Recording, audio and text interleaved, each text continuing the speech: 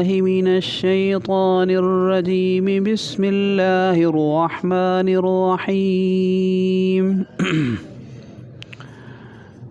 तिल्कद्दारुल आखिरतु नजअलुहा लिल्लज़ीन ला युरीदून उलुव्वन फिल अर्दि वला फसादा वल आक़िबतु लिलमुत्तक़ीन। इहो आख़िरत जो घर असां उन्हनि जे लाइ ख़ासि कंदासीं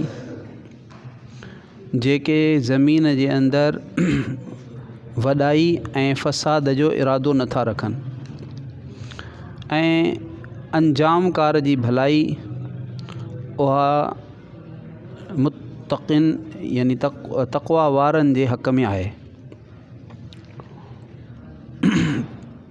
हिन में पोयां किस्सो हो क़ारून जो, त क़ारून खे अल्लाह रब्बुल आलमीन तमामु वॾो माल ॾिनो ऐं पोइ उन माण्हुनि ते ज़ुल्म कयो, तकब्बुर कयो ऐं मुसलमाननि उनखे चयो। अच्छा, माण्हुनि ॿिया जेके यानी दुनिया परस्त जेके हुआ उन्हनि उनखे ॾिठो त सदूं कयूं ऐं चवंदे ही वॾे नसीब वारो माण्हू आहे, हिनखे हेॾो माल मिलियो आहे, हीउ वॾो ख़ुशकिस्मत माण्हू आहे। त जिन खे अल्लाह रब्बुल आलमीन इल्म अता फ़रमायो, दीन जी सम्झ ॾिनी, उन्हनि जेको आहे सो चयो त न, असुल ॻाल्हि जेका आहे उहा छा आहे, उहा आहे त ईमान ऐं आमाल सालिहा जंहिं वटि आहे उहो जेको तो कामयाबु, उहो नसीबनि वारो आहे। नसीब जो ताल्लुक़, ख़ुशकिस्मती जो ताल्लुक़ माल जे वधीक मिलण सां कोन्हे या बदकिस्मती जो ताल्लुक़ जेको आहे सो ग़ुरबत सां कोन्हे, माल जे घटि हुअण सां कोन्हे। त पोइ वरी उन्हनि जो जेको अंजाम थियो क़ारून जो अल्लाह पाक उनखे उनजे घर, उनजे ख़ज़ाननि समेत ज़मीन में जेको सो धसाए छॾियो। त पोइ उहे माण्हू जिन कल्ह जेको तो उनजे बारे में चयो पे, उहे यानी वॾा पशेमान थिया ऐं हुननि चयो त हाणे ख़बर पई त जेको सो अल्लाह रब्बुल आलमीन पंहिंजे बंदनि मां जंहिंखे चाहे थो रोज़ी कुशादा ॾिए थो ऐं इहा कुशादा रोज़ी हुअणु जेको आहे सो यानी इन ॻाल्हि जो को दलील कोन्हे त इहो माण्हू ख़ुशकिस्मत आहे ऐं उनजो नसीब सुठो आहे। ऐं जेकॾहिं अल्लाह ताला जी जो असांजे मथां अहसान न हुजे हा त असां बि ईअं ई, असांखे बि अल्लाह ताला ईअं ई धसाए छॾे हा ज़मीन में। इहो माल त वॾी ख़तरनाक शइ हुई जेको इंसान जे अंदरि तकब्बुर पैदा करे छॾे। उन खां पोइ हाणे अल्लाह रब्बुल आलमीन ऐं अॻियां पोइ अल्लाह पाक फ़रमायो वई क अनहु, हाणे ख़बर पई, हुननि चयो उन्हनि माण्हुनि, हाणे ख़बर पई त काफ़िर जेके आहिनि उहे ॿिन्ही जहाननि में कामयाबी हासिल न कंदा आहिनि। हिते ॾिसो, दुनिया में बि जेको क़ारून हो, दुनिया में बि जेको तो नाकाम थी वियो, आख़िरत में त हूअं ई नाकाम थियो। अॻियां अल्लाह ताला फ़रमाए पियो त इहो आख़िरत जो घर जंहिंजो पोयां जेको आहे सो ईमान वारनि ज़िक्र कयो हो दुनिया जे महबत वारनि सां, त असुल त आख़िरत जो घर आहे। त उहो आख़िरत जो घर जेको आहे असां उन्हनि माण्हुनि जे लाइ कंदासीं जेके ज़मीन में तकब्बुर ऐं फ़साद नथा चाहिनि। तकब्बुर यानी इनखे चइबो आहे त इहो को माण्हू इरादो करे त आऊं अहिड़ो थी वञा जो माण्हुनि जे मथां थी वञा ऐं माण्हुनि ते फ़ख़ुरु करियां ऐं ॿियनि माण्हुनि खे आऊं हक़ीर सम्झां, ॿिया माण्हू मुंहिंजे नज़र में घटि हुजनि, आऊं सभिनी खां मथे हुजां। इहा जेका शइ आहे इहो तकब्बुर आहे। ऐं फ़साद जी ॿ तफ़सीरूं कयूं वयूं आहिनि। हिकिड़ी तफ़सीर फ़साद जी इहा कई वई त ज़ुल्म, यानी माण्हुनि ते ज़ुल्म, ज़मीन में फ़साद माना माण्हुनि ते ज़ुल्म करणु। ॿी तफ़सीर कई वई त हर क़िस्म जो गुनाह जेको आहे उहो फ़साद आहे। हज़रत सुफ़ियान सौरी रहमहुल्लाह जे हवाले सां मारिफ़ुल क़ुरान में इहो बयानु कयो त हर गुनाह जेको आहे उहो फ़साद आहे। छो त हर गुनाह सां ज़मीन ते नहुसत पए थी, जेका बि अल्लाह जी नाफ़रमानी कई वञे थी उन सां नहुसत थिए थी। अॻियां अल्लाह ताला फ़रमायो वल आक़िबतु लिल मुत्तक़ीन, ऐं अंजाम जी भलाई बहितरीन अंजाम जेको आहे उहो तक़वा वारनि जे लाइ, माना सिर्फ़ यानी आख़िरत मिलणु, जन्नत मिलणु, इहो इन ॻाल्हि ते यानी इन ॻाल्हि सां ख़ासि कोन्हे त माण्हू ॿ कम न करे, माना ज़मीन में तकबुर न करे ऐं गुनाह न करे त पोइ उनखे जेको आहे सो आख़िरत मिली वेंदी, जन्नत मिली वेंदी, ईअं कोन्हे। उन सां गॾोगॾु जेके अल्लाह पाक फ़राइज़ मुक़ररु कया आहिनि, नमाज़, रोज़ो वग़ैरह जेके जेके यानी फ़राइज़ मुक़ररु कया आहिनि अल्लाह ताला, हुकूकुल्लाह सां मुतालिक़, हुकूकुल इबाद सां मुतालिक़, उन्हनि सभिनी खे करण बि ज़रूरी आहे। वल आक़िबतु लिल मुत्तक़ीन, सुठो अंजाम जेको आहे उहो तक़वा वारनि जे लाइ। हिते तक़वा वारनि मां मुराद माना जेके माण्हू अल्लाह जे हुक्मनि जी पासदारी कनि था, अल्लाह जे फ़राइज़ के वाजिबात खे अदा कनि था।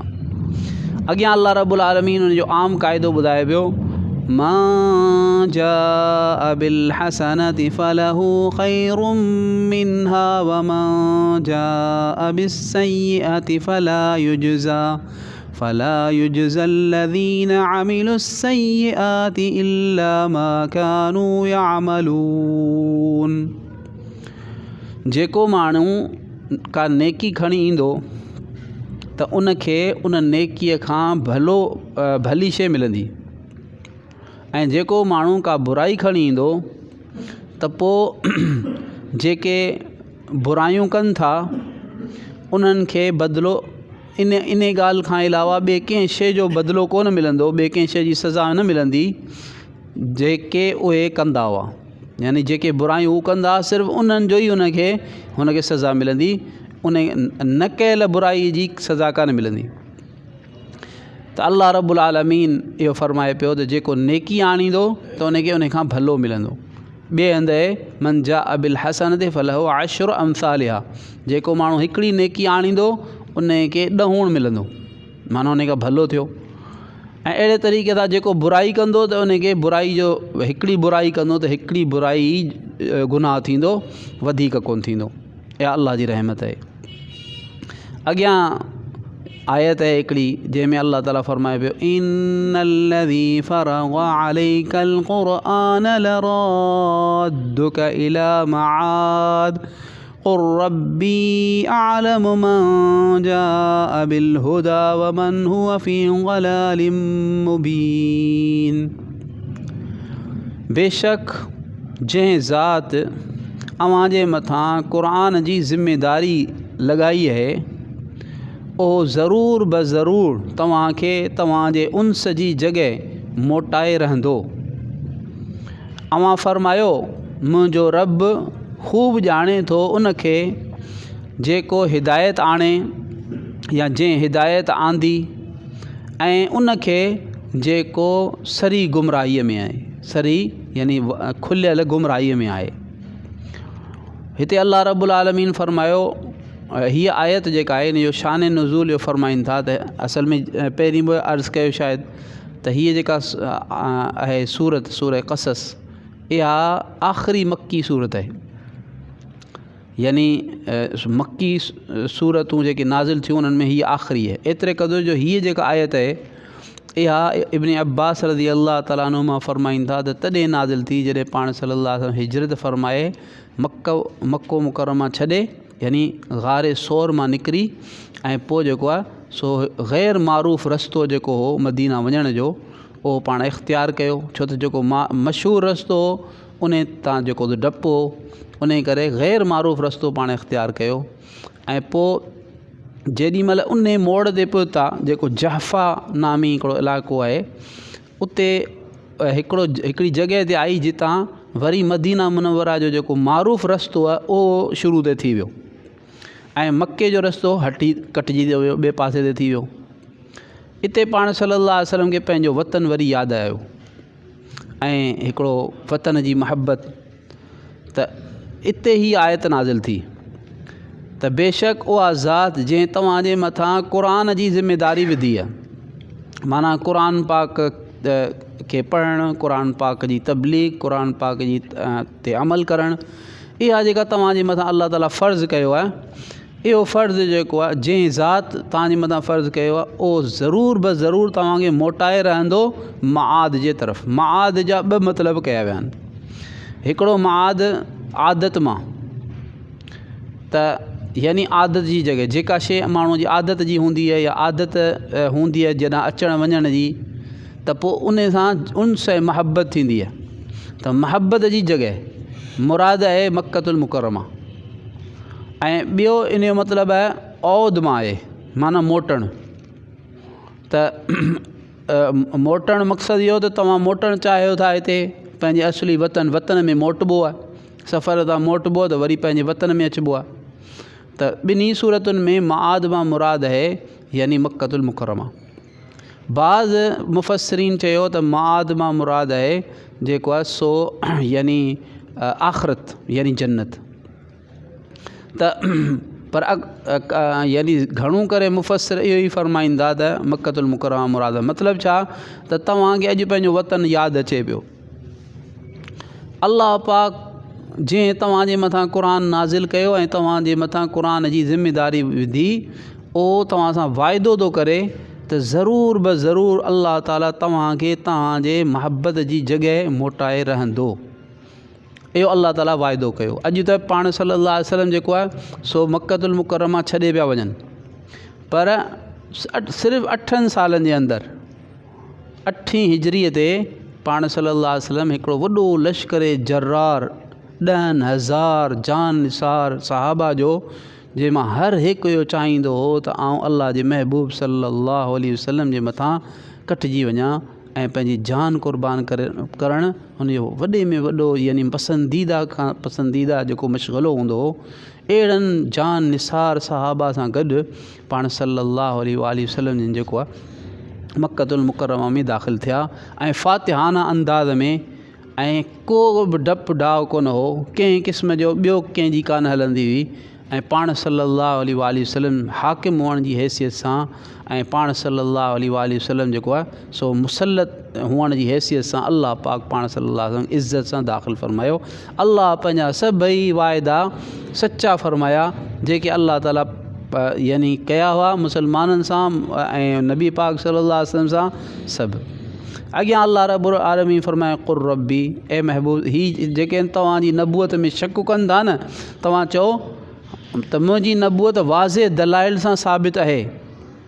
तव्हां जेकर दलीलनि में गौर कंदव त तव्हांखे सम्झ में अची वेंदी, पर जेकर तव्हां सफ़ा अखियूं ॿूटे वेठा आहियो, सफ़ा जेको तो गौर करण जे लाइ तयारु कोन, त आख़िरी ॻाल्हि आउं तव्हांखे इहा चवां थो त ठीकु आहे, मुंहिंजो रब ख़ूब ॼाणे थो उनखे जंहिं हिदायत आंदी आहे। माना जेकॾहिं मूं वाक़ई अल्लाह वटां हिदायत आंदी आहे त मुंहिंजो रब ॼाणे थो, गवाह मुंहिंजो रब आहे।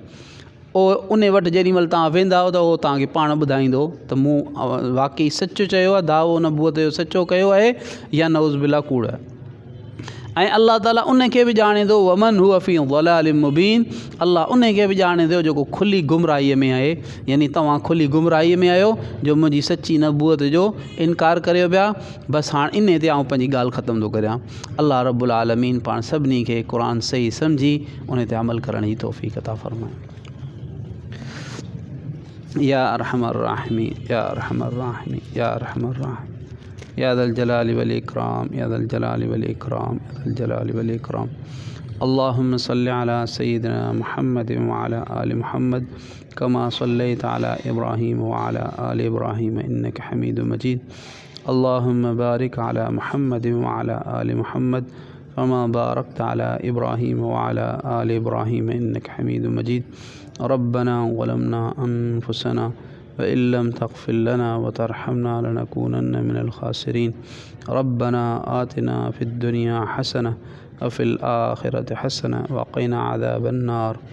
रब्बना तक़ब्बल मिन्ना इन्नका अंतस समीउल अलीम व तुब अलैना इन्नका अंतत तव्वाबुर रहीम। व सल्लल्लाहु तआला अला हबीबिही मुहम्मदिन व अला आलिहि व अस्हाबिहि व बारिक व सल्लम। आमीन। सुभान अल्लाह।